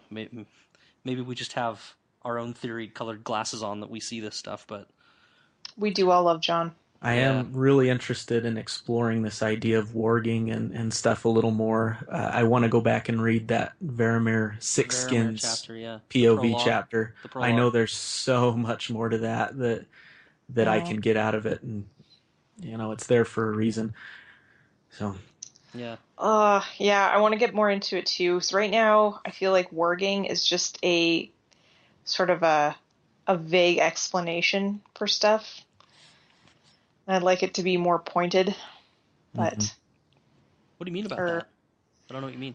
Maybe just like a convenient way to, get more information, to switch bodies, to have powers is warging, and it's not really defined. It's more just this vague taking over a consciousness. It's probably me not reading the details carefully enough, but I would like to on this second read-through. They talk a little bit about that in the World of Ice and Fire, and I'm not prepared to talk about it because I didn't know we would be, but something about the first men having this power, and I don't know, I'll butcher it, so we can talk about it maybe in a future one, but there is some stuff in the the World of Ice and Fire that lends a little bit more into what warging is and who has the abilities and stuff. Oh, I can't wait for Christmas. I just went ahead and bought it. I got it on a Black Friday deal, $25. I believe, if I remember right, Six Skins mentions that wolves are some of the harder creatures to warg into. But someone experienced like Bloodraven, the three-eyed crow, could probably pull it off. So. Yeah. Scott, you asked a really interesting question in the notes. Did anyone on their first read think Ned is toast at this point, which is in the throne room? Because you didn't. Question. I think that was me. Oh, okay. Don't give me credit for being interesting. Come on. No, it was kind of a dumb question. You can have it, It's Scott. not a dumb question. What? No, it's good. I didn't think he was toast at this point. I remember my first read through of the book when Ned was actually beheaded, when the axe or the sword fell. I threw the book across the room. I was so shocked and appalled and just devastated by it. When the sword fell? I think you mean when the birds flew across the sky or something. I don't even think he doesn't not even say anything about the sword He doesn't falling. give you confirmation, like and that's what's so terrible about it. It's like, is he really dead? Is he actually dead? Yeah. No, because... Oh, I can't remember how it is. But whatever the case, it became very clear that he was actually dead. Yeah. You thought he was going to wriggle out of it, some sort of Braveheart Robin Hood moment. For sure. I thought there was no way they were going to kill Eddard Stark. Yep. First read through, Ned will get out of this. Ned will figure out a plan. Ned will use his wolfy wiliness to get the Lannisters back, not, oh my god, Joff goes on to be king and Cersei the regent. That's crazy. And Ned's head is stuck on a pole. That's right. I just didn't think they'd ever get rid of him because he was too valuable of a piece. I don't know that I expected. I think I expected Cersei's intervention or somebody's intervention to Joffrey to be like, "Look, dude, don't do this," and they'd keep him still as a hostage. I don't think I was expecting like a rescue moment or anything, but it just seems like a really valuable piece to give away. Right, in this Game of Thrones. So I didn't believe that he was toast yet either. I figured he'd be in the cells for a while as a hostage, and then we'd have to deal with that for a while. That's the brilliance of George. He has all these guys that are so backdoorsy and so calculated in their decision making and stuff, and then you've just got this psycho off the handle kid who has complete disregard for any type of strategy or bargaining chips or things like that. He's like, don't like him, gonna kill him. Yep. Want to see a head roll? It's going to be yours. Yep. Mm-hmm. Honest question. I hate to side with the Lannisters, but what if they just let Joffrey become king? Could all of this bloodshed and everything been avoided? Well, that's the argument Peter makes. Mm-hmm. And he's making it for himself, I think, too. But he says the same thing. He's like, look, Joffrey's not going to be of age for a while. You'll be regent. You can make the kid like you. You can even counsel him well. Maybe you can even make him into a good king. Like, let's just work this out. Maybe it'll be okay.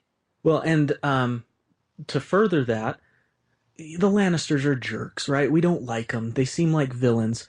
But would they be bad leaders of a country? Like, would they be that bad? I don't know. I'm reading The World of Ice and Fire sparked this, and he talks so highly of what Tywin Lannister did his hand. He basically ran the country. It said, remember who his audience is, though. Sure. The World of Ice and Fire. For those of you that don't remember, we talked about this briefly in the last episode. It's written by a maester who's trying to convince the current king, who, when he releases this, is Tommen, but he's trying to convince the current king of its value as a text to be shopping it around the kingdom as a history book. So he's going to talk flatteringly about the king's current grandfather. True, but he does mention what I'm going to take as facts. He repealed laws that were, oppressive or otherwise bad. He reduced taxes while he was the hand. He built and repaired roads. He held all these tournaments, cultivated trade with the free cities. He did all of these factual recorded things that showed his mettle as a good ruler, and he wasn't well liked. In fact, it does say it in the text here. It says, despite these accomplishments, Tywin Lannister was little loved because of his kind of unforgiving, proud, cruel attitude towards things. But wait, you're telling me he lowered taxes and did all that stuff? That's what it says. Can we have him as our leader? Mm-hmm. So, I hate to side with the Lannisters, but would the kingdom be so bad off with in a Lannister-controlled government? Here's where the argument falls apart. Joffrey. Sure. So Tywin probably is good, and I don't know how old he is, whatever. He's going to die, and Joffrey's going to be in control. And before that, maybe Cersei's going to be in control. And we know that they're just dicks. Yeah. I think they would rely on, hopefully, Tywin getting through to Joffrey. Yes. Before he bid it. But can Tywin correct Joffrey? And that's I agree question. with you completely. That is the wild card in all of this. Yeah. Joffrey's certainly scared to death of Tywin.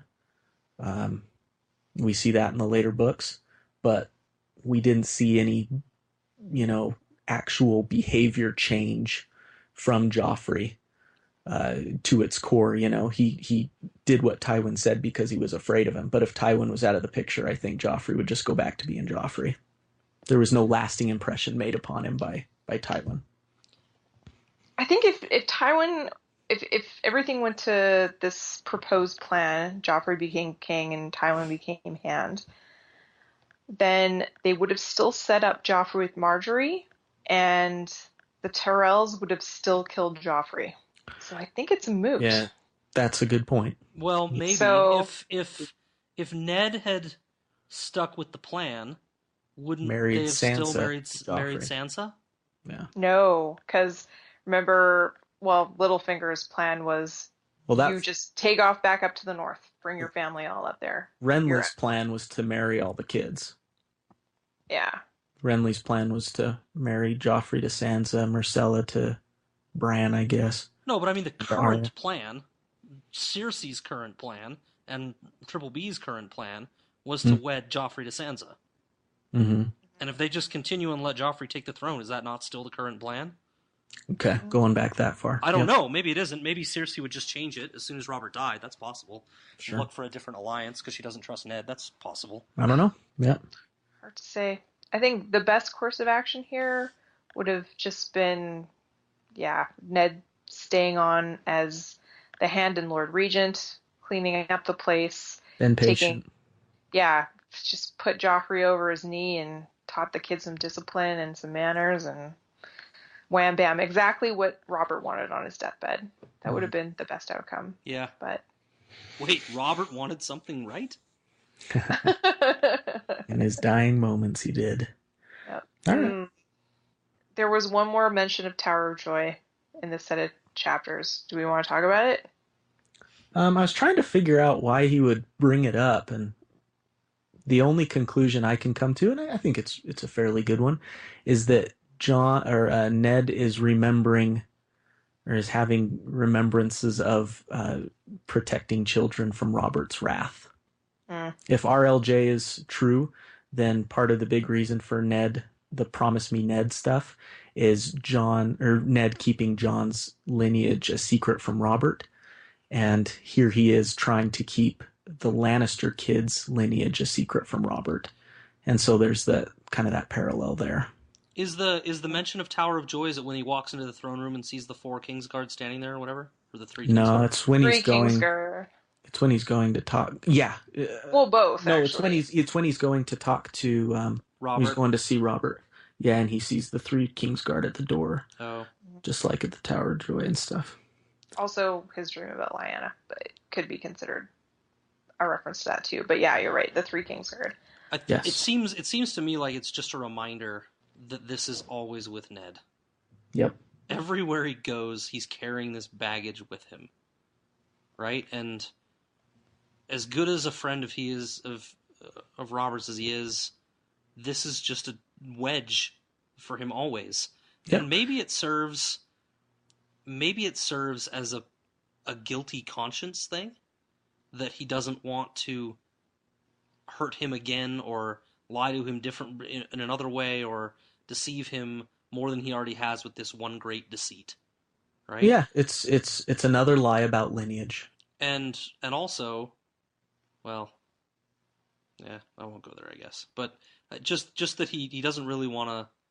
He doesn't want to lie to him more. He's I guess I will go there. So he's talked about how this great betrayal of Cersei's, right, of passing these kids off as Robert's, his betrayal is greater even still, right?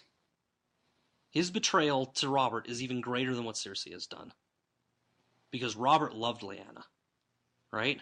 And not telling him this, not telling him the truth about Jon, not telling him all this stuff.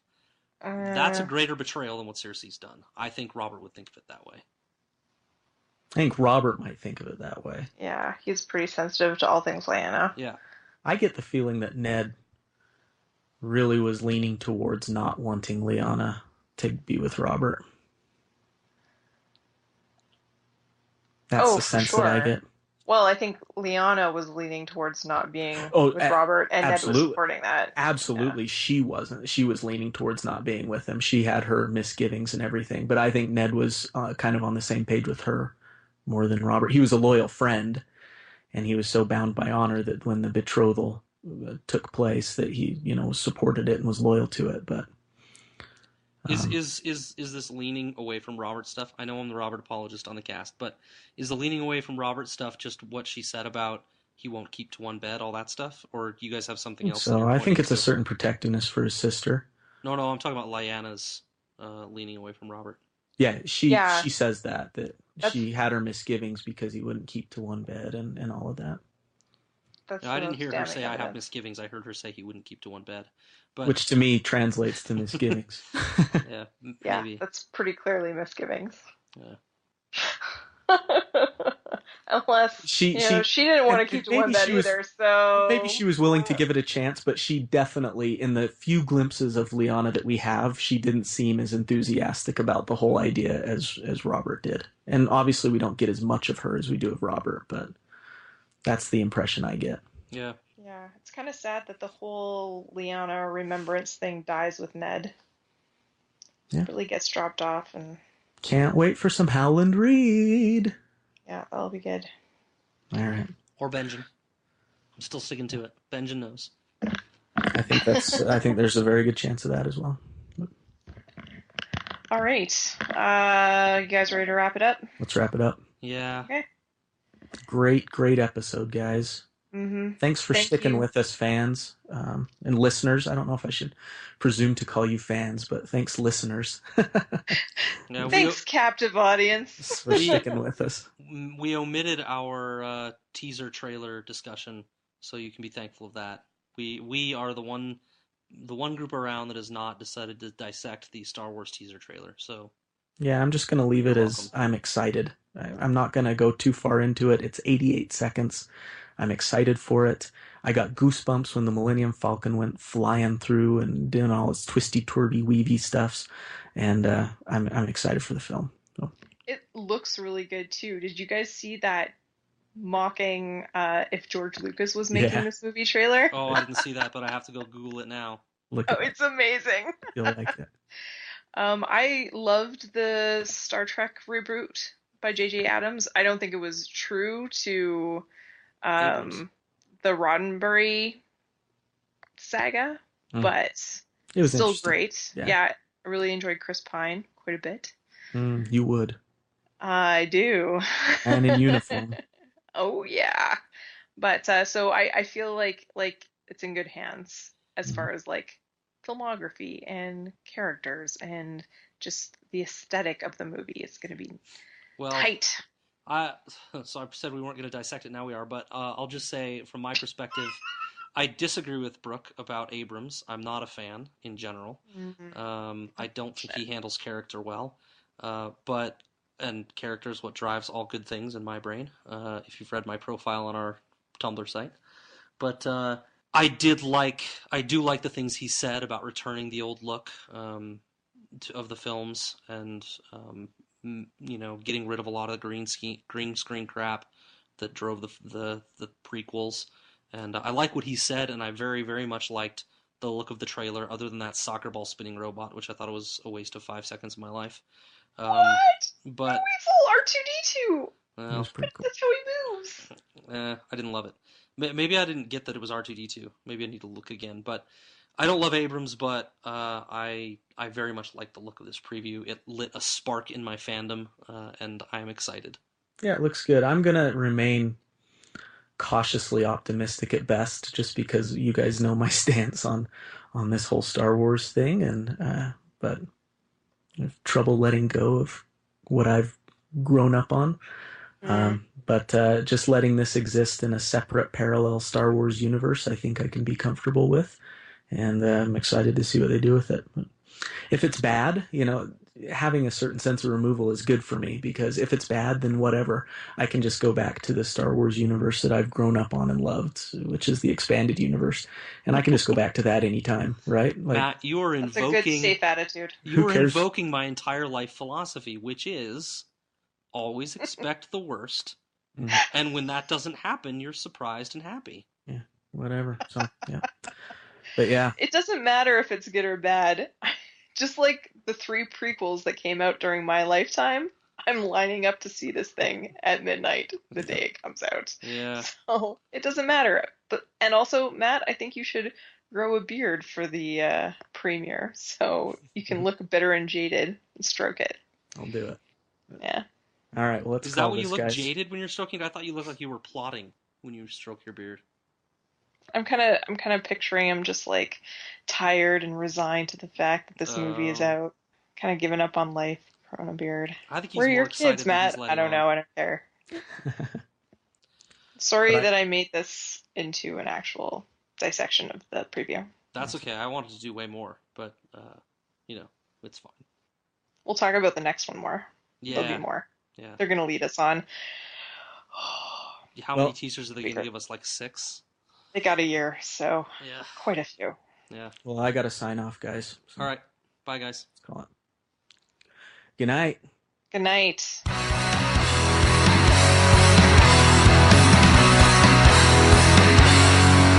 Well,